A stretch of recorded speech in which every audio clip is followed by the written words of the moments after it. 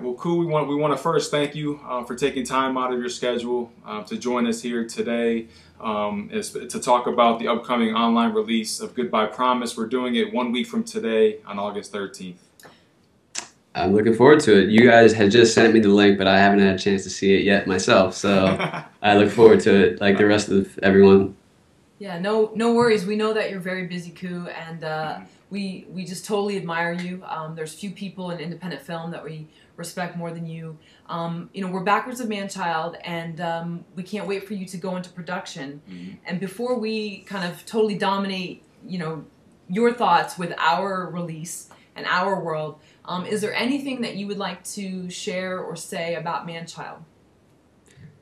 I've just been revising for the last year. So, you know, I had done the Kickstarter campaign when I did because I just got into a couple of screenplay things and I thought that it was good timing. But then delving back in and going through however many drafts I went through, it was just a process of you know, trying to take it from what I hoped would be taking it from good to great, and I'm almost there with the script, and I'm going to be going out with it to people who've been waiting for it for, you know, a year in some cases. So hopefully big news soon, but no big news now. So I'm just looking forward to taking it to the next step.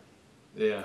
And thank you for saying that about me. I mean, I'm a big fan of your show, and you know, this is going to be an interesting discussion about distribution because I don't have a whole lot of experience with distribution. The only thing I distributed was a web series, and we didn't make any money off of that. We didn't try to make any money off of that, but I look forward to talking about it. Okay. Cool. Yeah. We're all right. So yeah, we're just about to get into it. You know, we just want to kind of lay down sort of like the rules or the framework or the you know, just the whole thing here. So essentially, we haven't really shared this idea with anybody yet, returning to you first. You know, we value the fact that you do run No Film School, the kind of content that you put on there. We know privately you've expressed interest in sort of distribution and this sort of thing. So we feel like you're someone that we can turn to as sort of a mentor, and we want you to just be open, be candid, and we're going to do our best. We've kind of kept this under the wraps for a little while now. You know, we started having these ideas a while back, and so we're going to kind of open up here, and we want you to sort of question us, any questions that come to mind, any ideas, any feedback. We just want you to be totally candid. We're going to do the same. You know, we're laying it all out beginning now because we're getting ready to do something that's ambitious that we're going to get into just momentarily. Great. So. Yeah, and we just have to throw the disclaimer out there that we're not really pitch people. I'm a terrible pitch person, and it's not something that we've totally worked on, our full pitch, and I'm sure there's ways to kind of doctor it up and pretty it up, and we're hoping to find out what those ways are. But we just wanted to present our plan to you and just you know, hear you out. Because well, if there's one thing I've done over the last 2 years, it's pitch. That's like that's been my job. It's like, when am I actually going to make a film, you know? But I've certainly pitched a lot, so I'll sit on the other side of the table for once here. Right. And there you go. You know, and before we go right to sort of the idea, you know, we want to further lay the foundation. Let's start off with, if Man-Child was finished today, would film festivals be your first path to distribution? It's a big question. It's interesting. I mean, obviously the role of film festivals is rapidly changing, and I think getting into the prestigious festivals can probably do you a lot of good, especially if you're trying to sell it for distribution or get it acquired or something. You know, the role of the non-major film festivals is certainly different in that light because people aren't acquiring anything. So I guess the question is, like, do you try to get into film festivals for the prestige and the recognition and the laurels, or do you also try to get into film festivals to tour and make some money yourself and get exposure for, you know, screening fees and that kind of thing? I think the former, yes, I would, but I don't think they. I mean, obviously they're changing in terms of, like, festivals are becoming distributors with Sundance and Tribeca and a lot of these companies who are not just festivals anymore, but they also actually acquire films and distribute them via VOD and some theatrical release. But that role is definitely changing, and I don't know that. Like, let's say that your film gets into Sundance or Cannes or Tribeca or Toronto or one of those. Do you then go on to tour for a year and then your movie comes out a year later? Like, that is not something that I'd be interested in doing. But I think getting into one of those first few festivals could be a big launching point. But there are plenty of success stories of people who haven't and who have just gone on and found an audience online. And you guys obviously have an audience online. So that may lead you to your next question. Yeah, you know, I think we sort of share like the same thoughts there. You know, I want to be able to turn to film festivals. Ideally, like you want to be able to turn to that top tier film festival because, like you said, it could be a great launching pad. But you know, I guess I also kind of I look at it as sort of like the studio independents have kind of taken over that world, and it becomes very difficult for smaller films that don't have those recognizable names to get into those festivals. I mean, to be honest, I mean it does happen, but it's increasingly difficult. And so it becomes a big waiting game. And I think you pointed out there the fact that, you know, staying on film festivals for a really long period of time, you know, what you're getting out of them sort of declines as you go along. And so why keep the film from your audience? That's kind of where we share the same thoughts there. Right. So once Man Child is totally finished, have you given any thought to how you will release it? It's so far away, but have I given thought? Yes. Do I have any idea how that's going to be? No. I mean, you know, I think that's why all of us keep tabs on all of the stories and you know, whether that be Louis C.K. and Aziz Ansari releasing something DRM free for $5 to their audience and having success with that, or, you know, indie startups like VHX or other companies that are you know, Distrify or Dynamo Player and Distributor, like companies that are sort of enabling a direct to audience distribution. I don't think we've seen that success story yet in independent film. I think all of us would want to be that success story, but you know, it's one thing for us to have a manifesto and to say this is what I want to do with my life, with my movie. But I think there are probably different plans for different movies in terms of knowing who your audience is. I think with Goodbye Promise, you guys have a definite target audience, and you know, plenty of people can identify with wanting to be an actor more than anything and not knowing how to make that happen. And that's what your story is about. And so there are you know, tens of thousands or hundreds of thousands of actors out there who can identify with that. And so knowing the audience and the size of the audience, that probably affects what's best for a movie. And I don't know those things yet with my film being in the script stage. But I think for any of us to say, oh, here's the approach that all movies should be distributed in, would be, you know, selling ourselves short in terms of knowing what's best for each individual work. Yeah. No, I totally agree with that. You know, and you touched on sort of the big names, you know, because, you know, and that's something we want to touch on is we've seen Ed Burns, we've seen Morgan Spurlock and Kevin Smith, Amanda Palmer, Louis C.K., all these people go direct to their audiences, have success, but the prevailing opinion is always that, like you said, unknown artists or people maybe in our realm, like, that's not for us. You have to be an established name. What are your thoughts on that? Because it's something that when I hear it over and over again, it kind of fires me up. I don't know. It just fires me up because I believe that the opportunity is there for us to try to at least go for it. But we see people maybe frozen in their tracks and not willing to go after it. I just want to hear your thoughts on that. Yeah, I mean, I think what you guys have been doing with Film Courage obviously helps you a lot in that respect, because you know, your names are recognized and you do have your own platform similar to me with No Film School of saying, hey, you know, we're people in the independent film industry. We're not just here for the week or the month or the year. Like, we're in it for the long haul, and here's our life's work, you know, come check it out. So I think that can help. But obviously none of us are, you know, Kevin Smith or Morgan Spurlock. I think in lieu it's easy to say if you don't have a built-in audience, you can't find one, you know. But I think that sort of on the internet, where it's not a matter of geography, it's more a matter of a niche, it can be possible to find people who are interested in a topic. And you've seen that a lot on, like, documentaries have been successful on Kickstarter because they're about a topic that people care a lot about. And so for my movie, it's basketball. For yours, it's acting. I think those could be really helpful hooks for people to know that it's not just a drama about a relationship. It's like a drama about a particular relationship, and people who have been through that themselves are going to be interested in that. Hopefully with social media and, for you guys, it maybe, I think a lot of it is about finding amplifiers. So it's not just,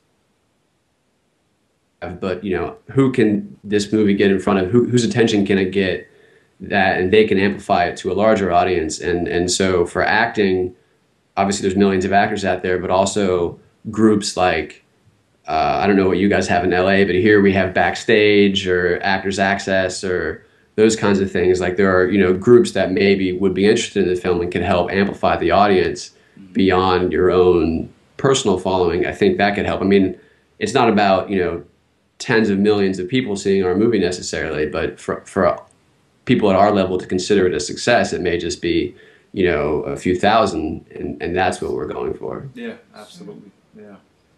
Sure. If we said to you that we feel that one of the greatest platforms in the world for us to launch Goodbye Promise already exists, what would be your guess? Do you have a platform in terms of just like any like a website or right, in terms of distributing the film online for the audience to see? What would be your guess? What would you say? I don't know. I mean, I don't know your guys' plan.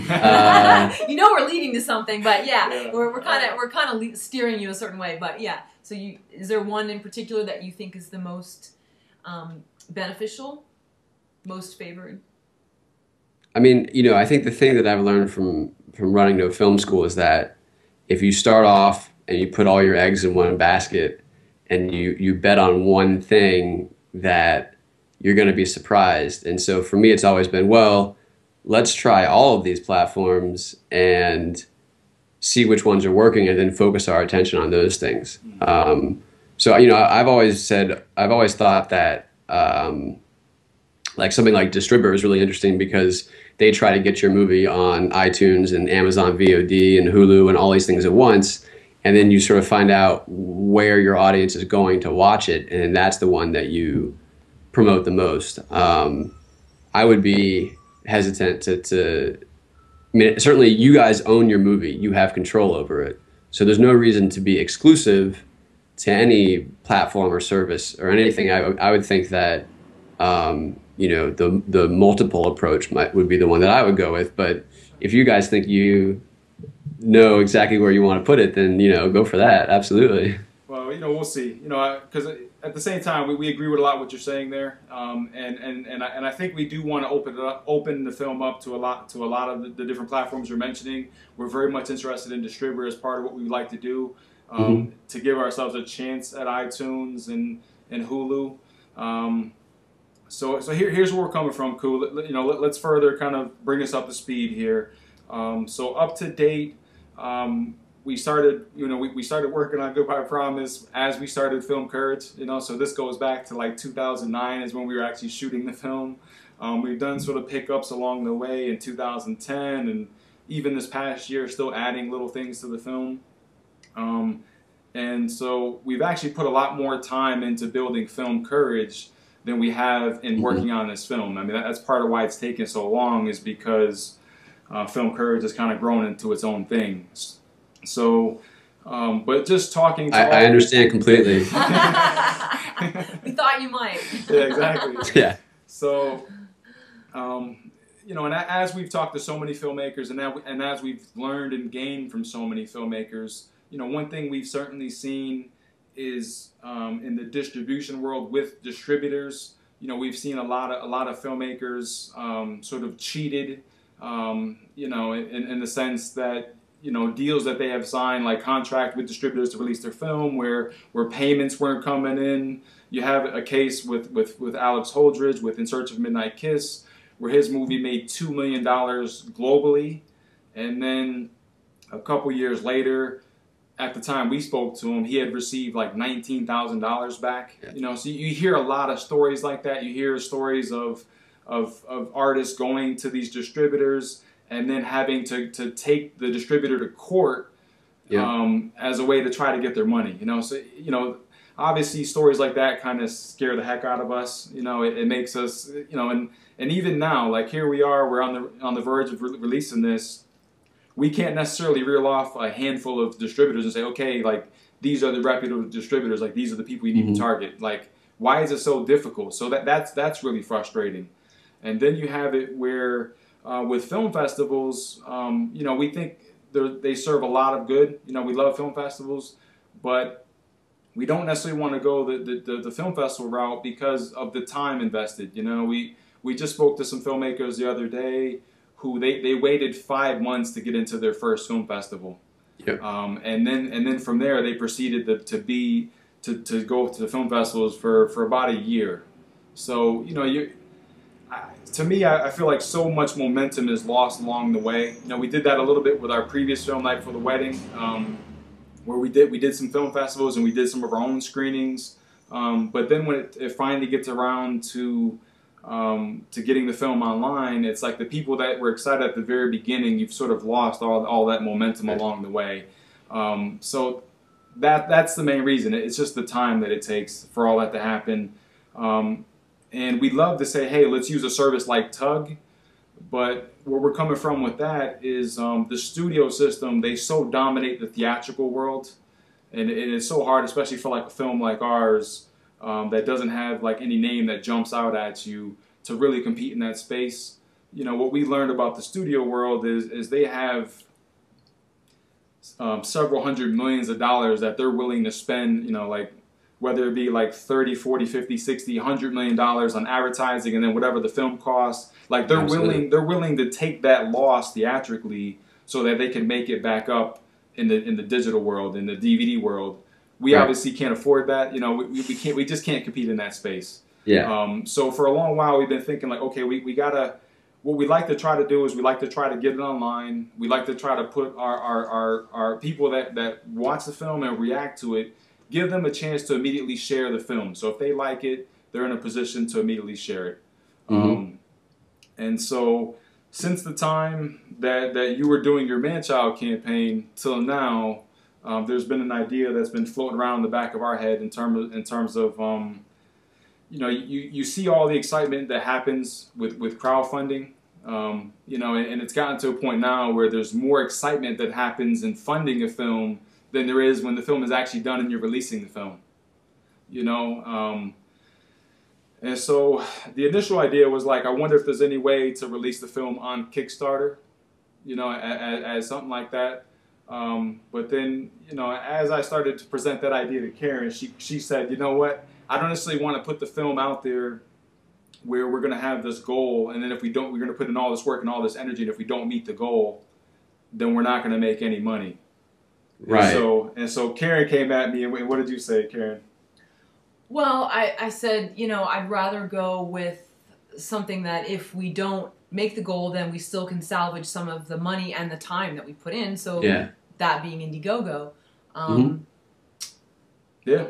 So and as we've looked at it, Indiegogo seems to be a very interesting platform for smaller, like resource-based films like ours to go there as a way to use that platform. That it comes with a lot of advantages, and so we're going to throw out some of the stuff to you. And at this point, this is where we kind of open it up, and we want you to sort of question the whole sort of thing. So what we're going to do here is we're going to use Indiegogo in collaboration with YouTube. So we're going to put the film on YouTube. We'll have sort of a pitch video where we tell our story or whatever on Indiegogo. We'll have a goal, and then in the update section, like once people contribute to the film, then they'll be able to go to the update section. The film will be readily available, and you just watch it, stream it right away. You know, that's also a big part of it. Is we didn't want there to be any friction.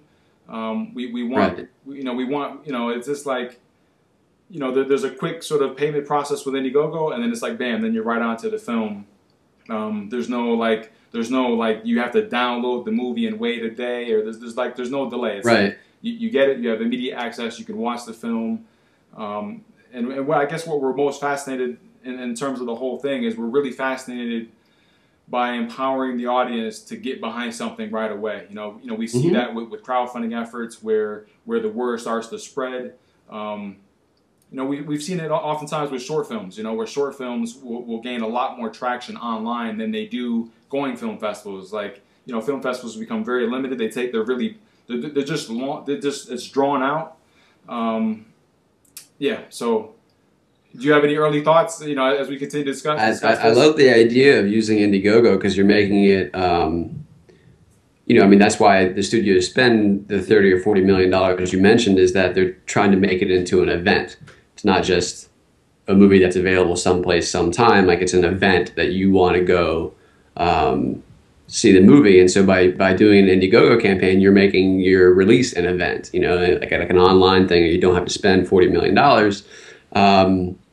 And that's a great idea. I love it. And I think Indiegogo is great. And yeah, you certainly don't want to do a distribution all or nothing, and then people who were pledging money to watch the movie then don't get the movie because you didn't make the goal. That would not make sense. So it certainly makes sense to do something that's not all or nothing.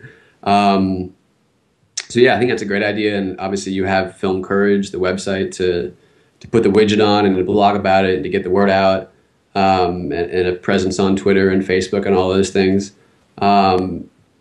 I think the one thing that I would wonder about would be, because on YouTube they only have the unlisted service, right? Like, they only have, like, it's still a link that anybody can just type in and go to.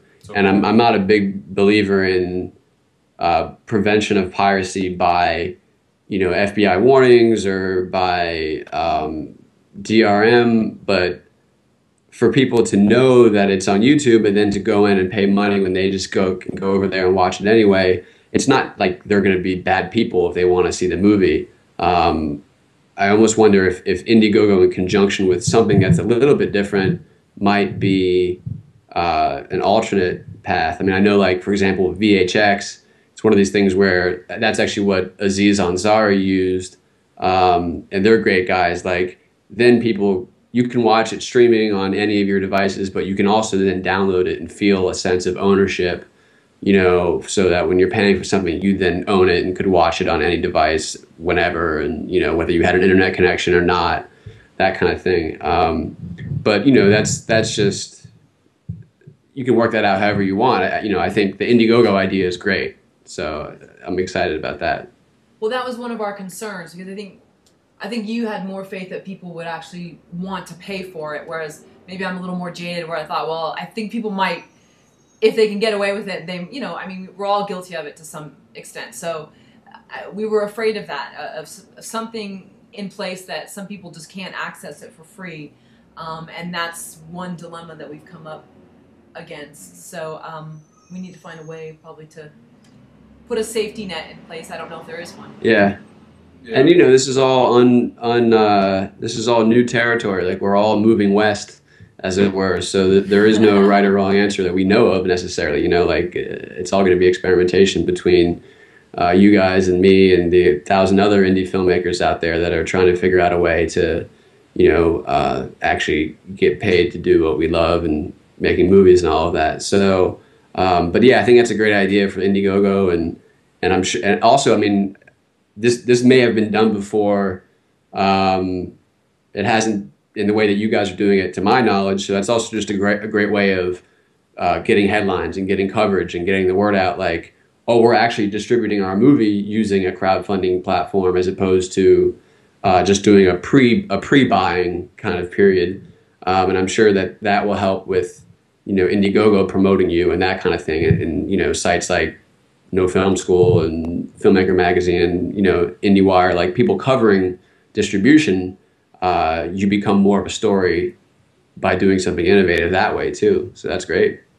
And speaking of promotion, that's one thing that I really wanted to talk to you about, because you seem like you're pretty sensitive to sort of the consumer or the audience's needs, likes and dislikes. And I'm curious, how much promotion is too much promotion?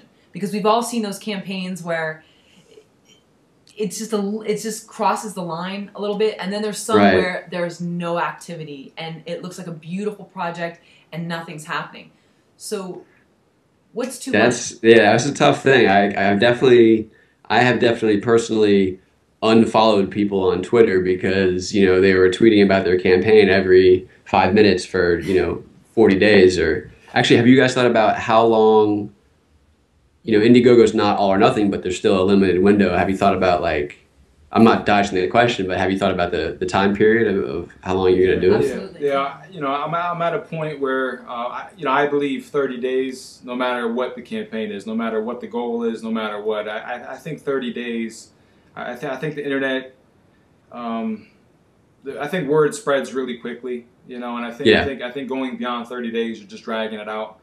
Yeah. So essentially, what we're doing here is we're creating our own 30-day window online where we're giving people access all over the world to tap in and see the film. So, instead of like worrying about like the studio window or the film festival timeline or like, or when is iTunes going to release the film, it's like, no, we can say, okay, this is exactly when we want to do it. We're going to do it for 30 days and get a sense of, get the feedback and get a sense of how people are responding to the film. And then we can clearly take it down off online, and now we can still do whatever, we can still explore those other platforms right after that, Yeah, I think in terms of the like how much promotion is too much promotion thing,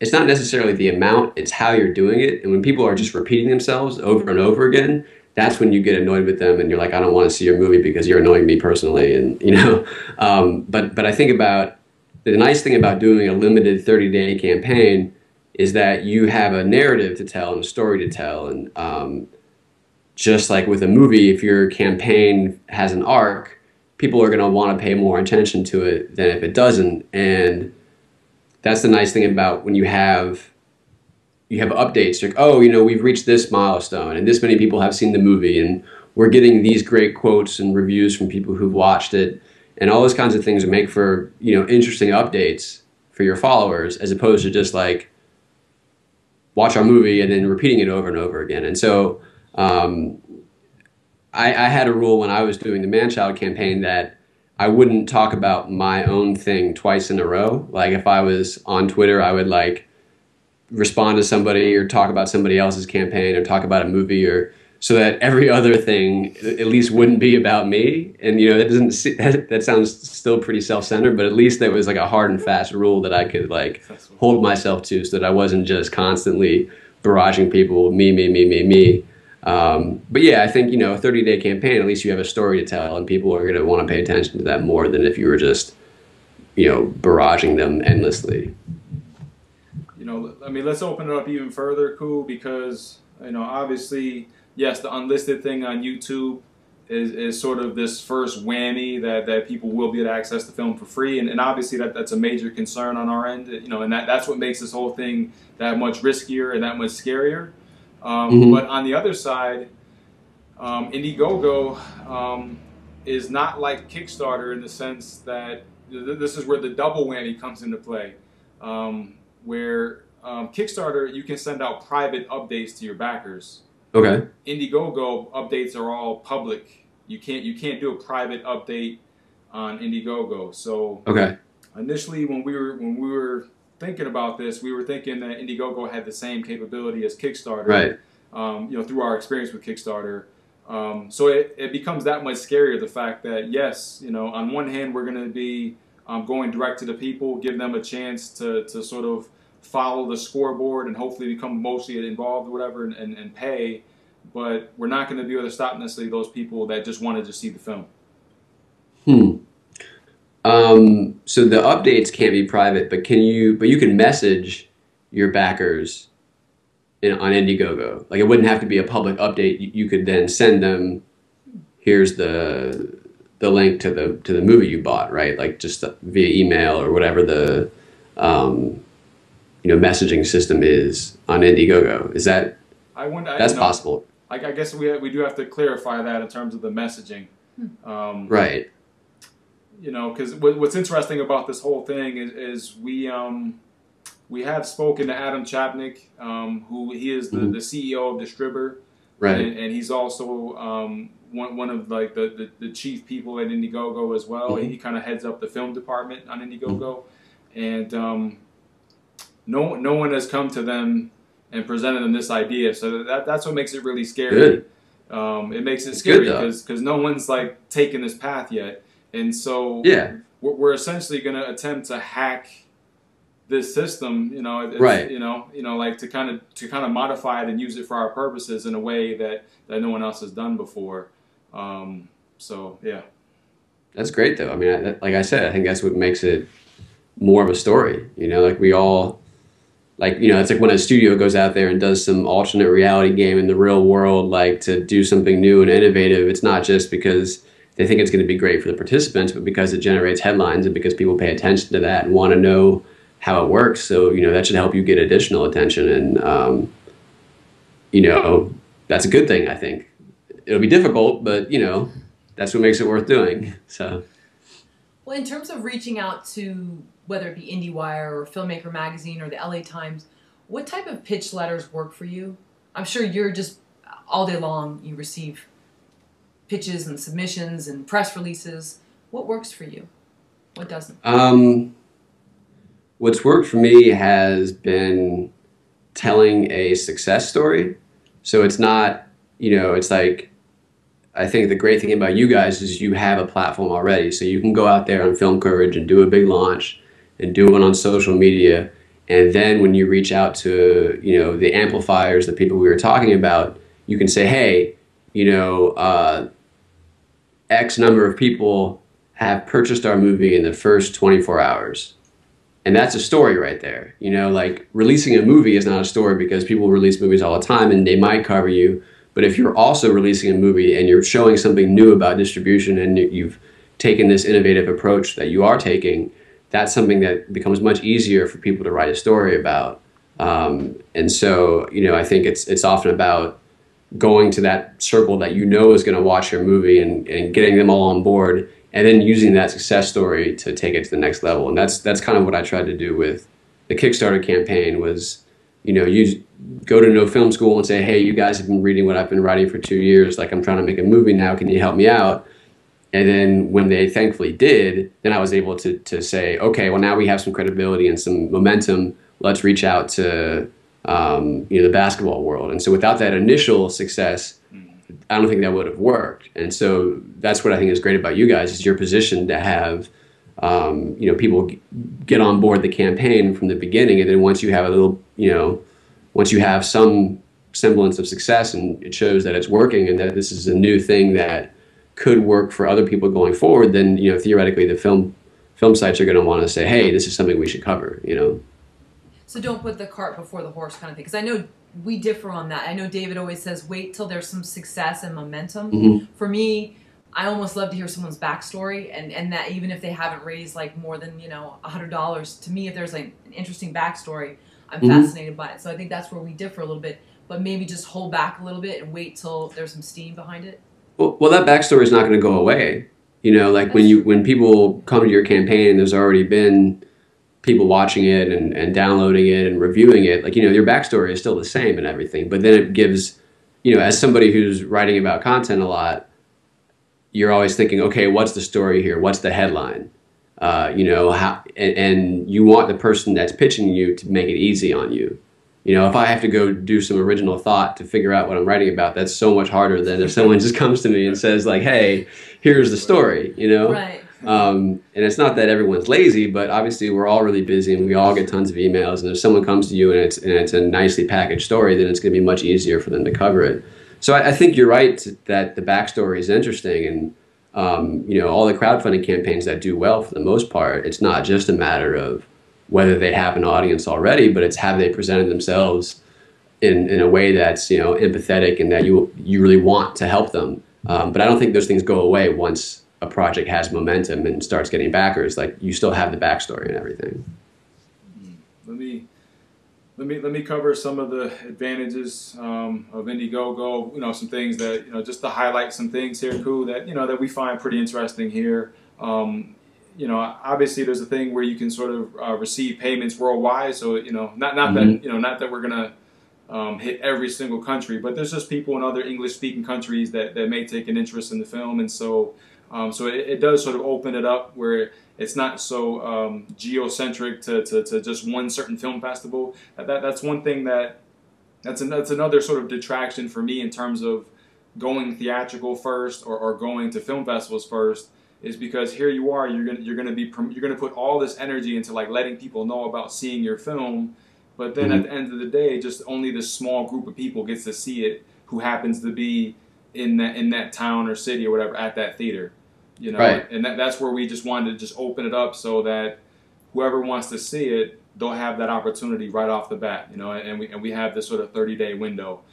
So, you know, the fact that that Indiegogo is set up through PayPal or whatever, and it's sort of the worldwide thing, and then YouTube being able to be seen, you know, hopefully in all these places as well. And you know, so that's one thing. Another thing is if you look at the payment system, if you look at the commission. You know, if you start thinking of the percentages that iTunes is going to take from you, that Amazon's going to take from you, that Dynamo is going to take from you, now all of a sudden look at where Indiegogo stands on that. If you reach your goal, they're going to take 4%. You know, if you don't reach their goal, if you don't reach the goal, they're going to take 9%. 9% is still a lot better than 30% from iTunes. You know, whatever the Amazon, you know, thing is, and Dynamo 30%, or I think it's 30%. I haven't even kept track of all the percentages. Right. I just know typically it's about 30% for a lot of the platforms. You know, then there's the transparency. You know, the transparency, sort of the scoreboard of like the goal. You know, ideally that'll continue to sort of pull people back as like, right. You know, and that's another scary thing we're doing. It's like, and one thing it's an advantage, but then it's also like, if we're like 5 days in and we've gotten 100 people to see the film or pay to see it, then you know, then we're gonna have to live with that as well. So that can be kind of frightening. Well, yeah, I mean, I think everyone can talk about, oh, this place takes 30% and this place takes 10%, but I mean, all of us are just trying to get to the point where those numbers actually matter. I mean, you know, like 30% of, like, well, they took $3, you know, like it's not. We're just trying to get to the point where like enough people are watching it that you're going to feel a success, regardless of whether it's 30% or 10% or, you know, whatever it may be. Because compared to the old days where someone goes and buys a DVD on the shelf at Best Buy for $20 and you, the filmmaker, gets $1, you know, like we're doing much better than that in terms of percentages now. It's just a matter of finding those people and getting enough of an audience that it you know, makes a difference.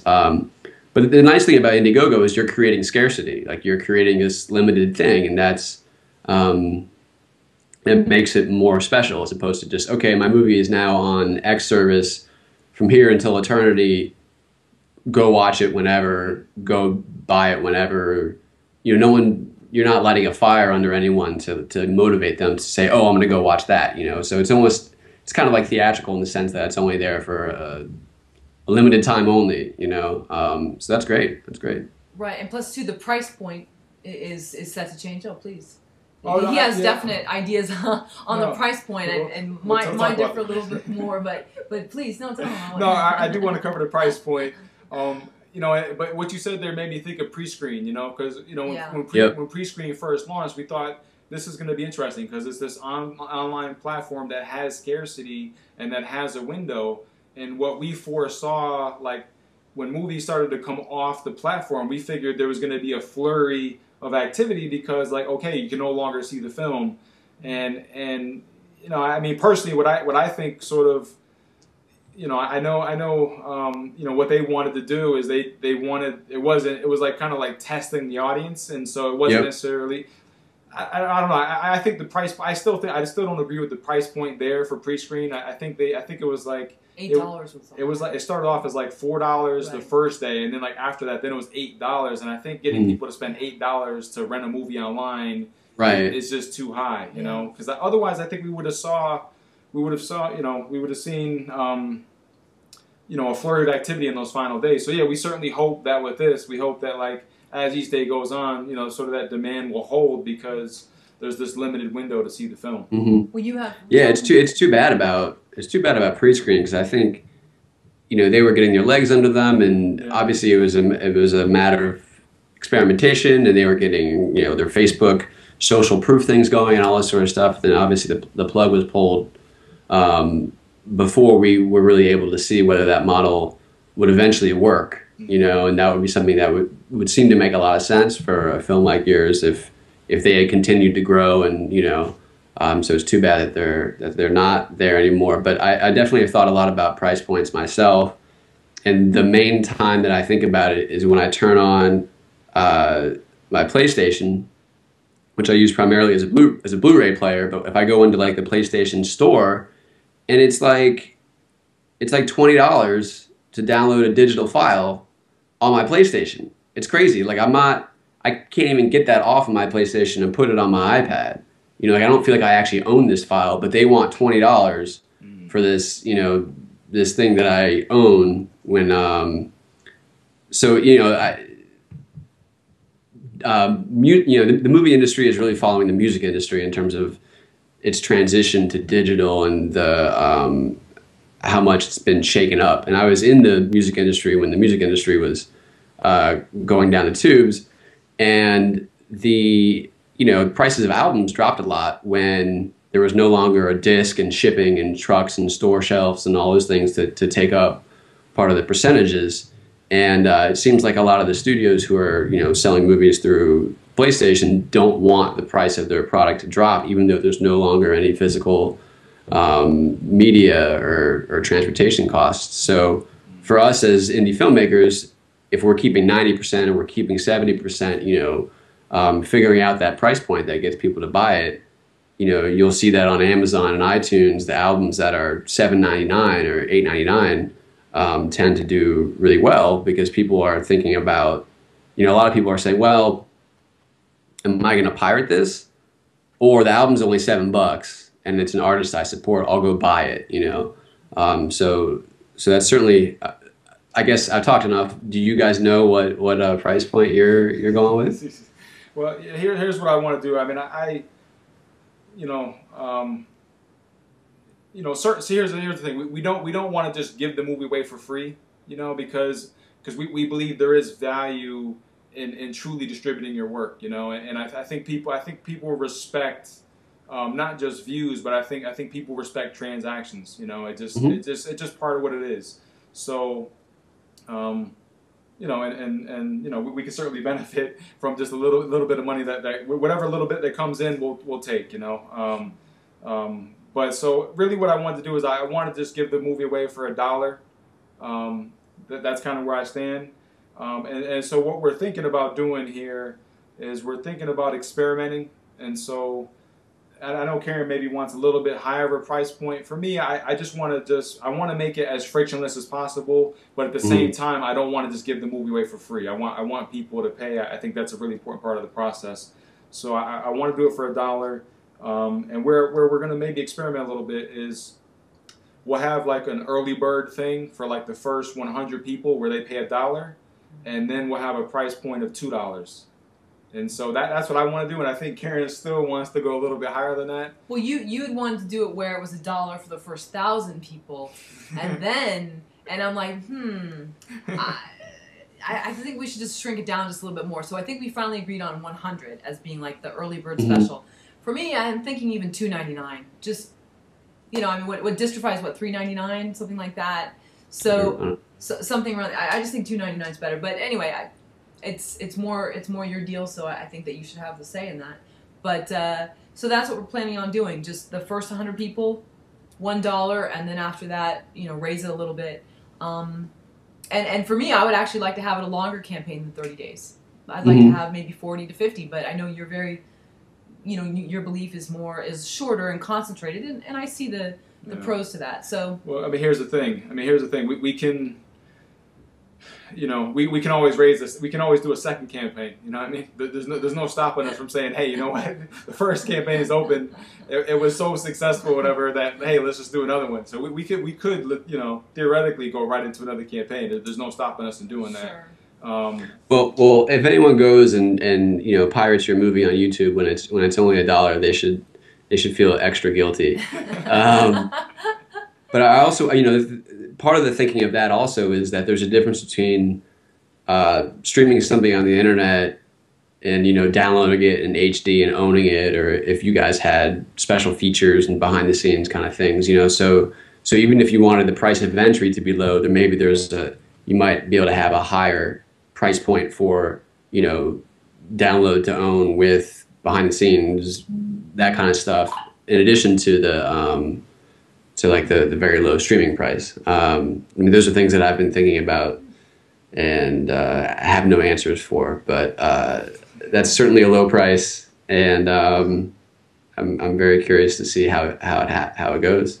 So are we. Yeah. You know, really, I do want to just keep that $1 point entry. You know, you know, my whole thing is I want to try to entice people, as many people as possible, just to see the film. You know, and obviously, like I said, we can't necessarily stop them from seeing it for free, but we want to have it so that, you know, hopefully either the film itself or just what we're doing, you know, all the information that we're sharing, this interview being one of the things that we're sharing, we're hoping that we're giving people so much value that, you know, and not to mention all the value that we've provided the last few years with what we've done with Film Courage. So we hope that, like, I guess partly what we're hoping that everything we've done is at least $1, including the film itself. It doesn't necessarily inhibit people from contributing more if they want to. So if they want to just say, hey, you know what, this isn't just for the film. We just want to give you more money just for what you guys are doing. Right. Then you know, we'll try to present that as part of it. But you know, we don't want to, like, you know, limit anyone that just says, hey, I only have $1. I just want to give $1. We want to try to include everybody. And really, what I want to do is have sort of like, as an experiment, you know, the first 100 people, you know, early bird, and then have it cost $2, just to kind of see, like, are people giving $1? Are they giving $2? Or are they giving more? I'm curious to see, like, what that initial hit will be. And then part of what I like to do is, you know, after the early bird expires and it's run out, then I like to just maybe do early birds 2 and put it back at $1. So I like to just keep that price point. Depending, we'll see how it goes. But I would like to keep that a secret so that people don't know there's a second early bird. Otherwise, they'll wait for the flash sale, you know. But yeah, I think there's a lot of interesting things going on in you know, the online sales space, whether that be flash sales like Groupon, which we haven't really seen indie film do too much of, or you know, pay what you want pricing like Radiohead did that, or you know, Trent Reznor and Nine Inch Nails did various tiers of pricing for different, you know, packages, and the Humble Indie Bundle, the video game online sale. They're doing really interesting things with charity integrated and setting your own price. And I've been paying a lot of attention to what they're doing in terms of things that I want to do eventually. So, you know, there is no set model, but there's a lot of interesting things going on, and you know, also I think the thing that you're being smart about is, you know, Goodbye Promise had a lot of improv in it, right? Yeah. And, you know, you've been very public about this is a low budget film. You know, we didn't have a whole lot of money. And so the hard thing for a lot of us to do is to say, hey, I made a movie with no money. Now pay us $20 for it. You know, because people know that, like, you didn't spend any money. And of course, it's like, it's a little bit, people, you know, your time is the most valuable thing. So a bunch of people worked on it really, really hard. Like, it's not like it doesn't cost anything and they shouldn't be paid. But it's also hard to say. It's like when a filmmaker has a movie at a festival and they say, well, we've been instructed not to talk about the budget, because, you know, you're sort of cutting back on value if you say we made this for nothing. So I think that's what you're doing. That's really smart, is saying, hey, we made this for nothing. We're trying to get some money from it to support ourselves as artists, and we've set the price very, very low. You know, help us, but make sure that you have an apparatus for people to pay more, who want to pay you more. You know, for, as you mentioned, everything you've done up until now, including Film Courage and interviews and everything that you've done, because I think, you know, people are going to want to do that, definitely. any more thoughts. So, you know, you know, please, any more questions? You know, actually, one thing we haven't covered yet is, you know, and please, any more ideas or feedback or anything, please continue to fire away. But the overall goal we haven't talked about. If you were doing this, what would you set as the goal? I have no idea. Well, I mean, you know, an independent film, to get your next project made is reliant on whether you paid your last investors back, right? So making your money back should certainly be a goal. So, you know, at the very least, I would set it as what you spent to make it. So, you know, obviously we all need to eat food and support ourselves and all these kinds of things, but at the very minimum, it should be, hey, you know, like we want to, all the money that we invested in this, we want to try and make that back as a minimum goal. So, you know, it depends on obviously on what the budget level was, but that would be certainly something that I would use as a benchmark. That's a good point. Yeah, that's a good point. Yeah, you know, and I guess, you know, where we're coming from is when you said you want to make it easy on the headlines as well, you know, for people to maybe be excited and sort of the marketing component of it is, you know, and also, you know, part of where we're coming from is, you know, let's say we set a whatever, a $2,000 goal, a $5,000 goal, a $10,000 goal. You know, maybe we recoup a lot of the money that we then, you know, some of our own money that we put into the film. It's like then we're giving ourselves sort of this cap, you know, because, you know, yes, in extreme cases when you have like the bus monitor where you have this small goal, but it's such a compelling story that just strikes a nerve, then you'll see something to shoot through the roof. But in most cases, whatever the goal is, it's like, you know, the money that comes in tends to hover around that. So with all that in mind, that's I was going to say that's the case a lot more on Kickstarter, where it's all or nothing, because people tend to make that push to make their goal at the end. I think on Indiegogo, I've seen a lot of projects, they tend to vary a lot more because it's not, you know, it's not all or nothing. But I think it's also helpful to think about it in terms of what you think your audience size is and how many people are going to watch the movie. Because if people are just paying $1 for your movie, that's a lot of people that are going to see it. If you make it to $5,000 or $10,000, you know, like it.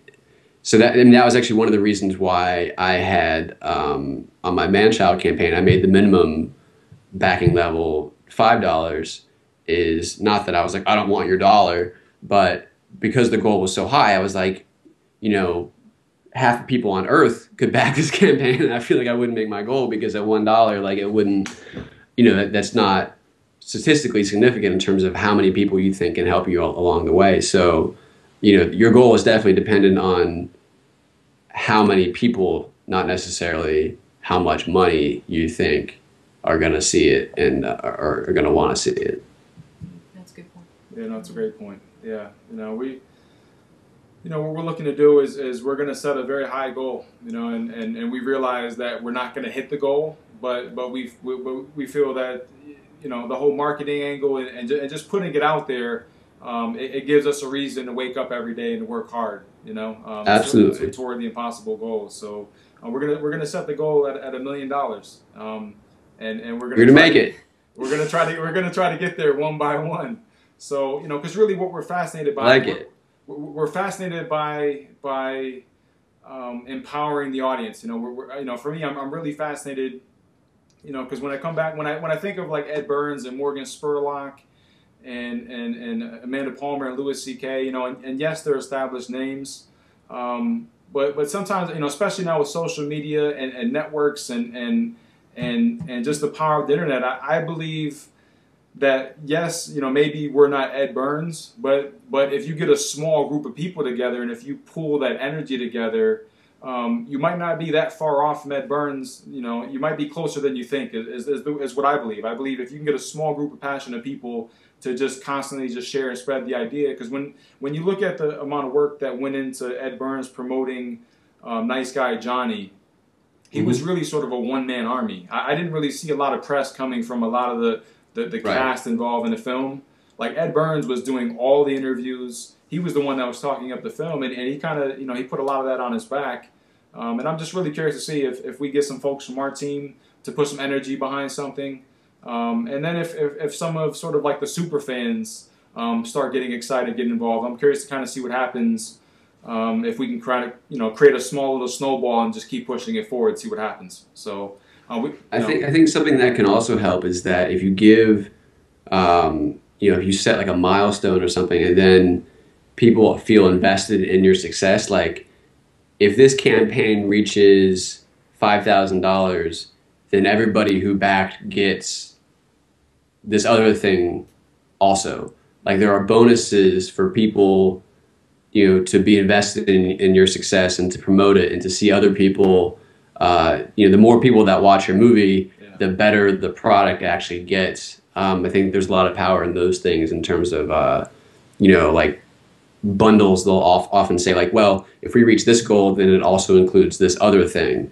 And with a single movie, that can be hard, but, you know, there's lots of behind the scenes stuff. And, you know, you could even, if you hadn't recorded a director's commentary, you could say, hey, if we reach $5,000, then I'll go record a director's commentary and that'll be free for everybody who's backed it. And then people will want to be pushing you towards that goal.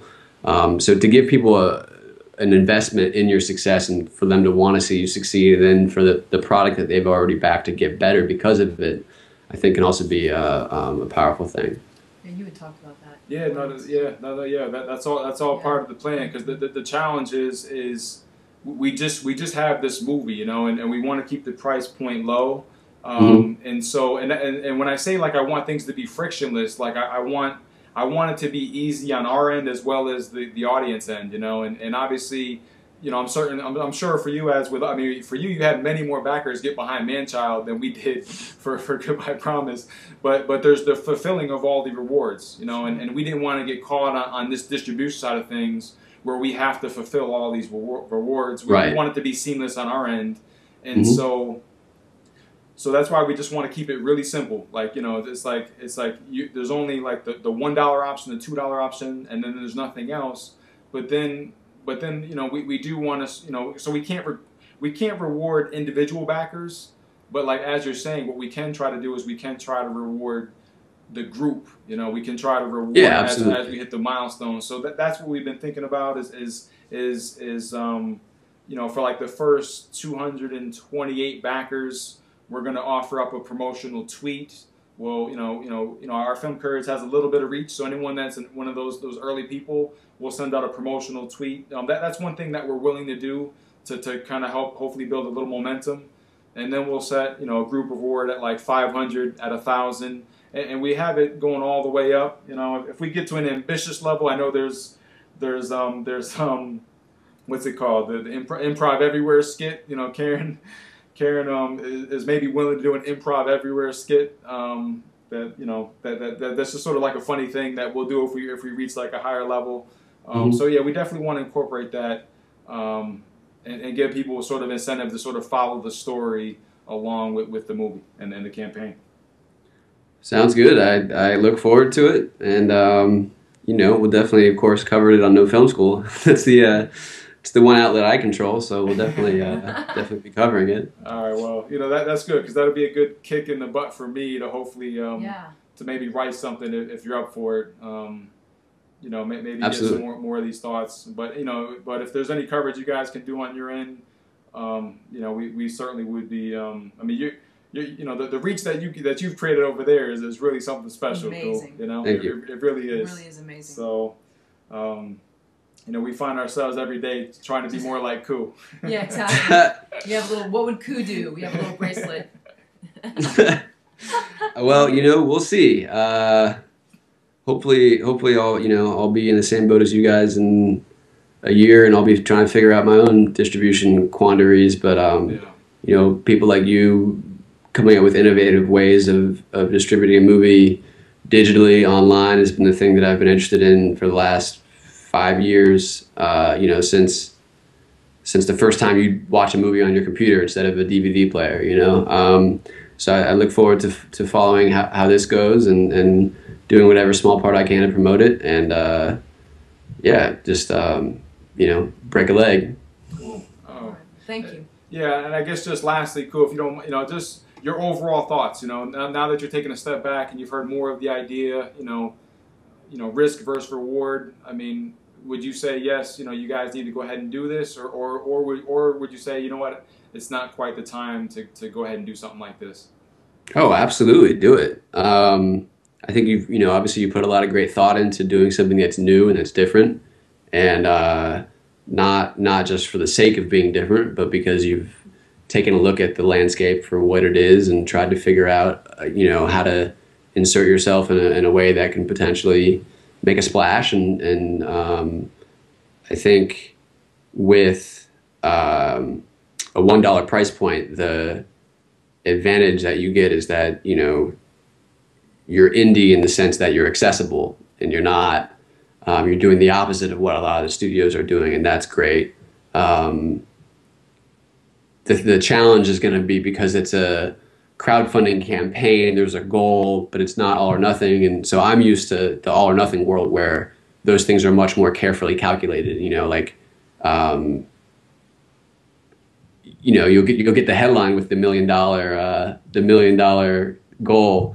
But I would definitely think about, I don't know how Indiegogo works, but if there's like those milestones I was talking about, just hitting something along the way, I think can be a powerful thing.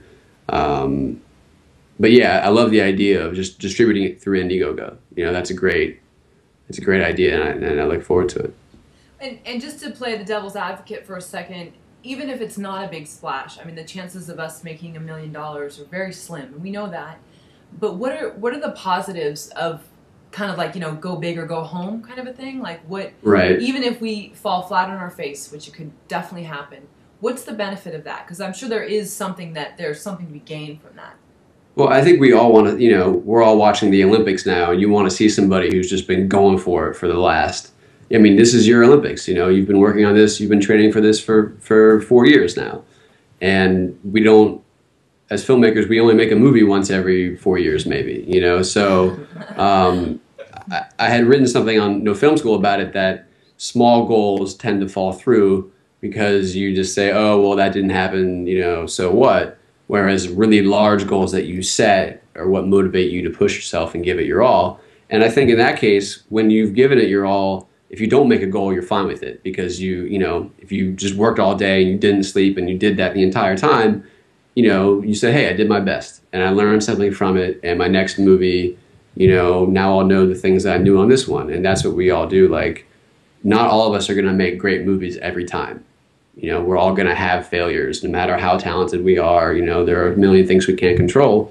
But if we give it our all and we work as hard as we can and we learn something, I think that makes us much better prepared for the next thing. And so I like the ambition and the fact that you're going for it, and, you're going to work your ass off for it, and whatever happens, you can be proud of that.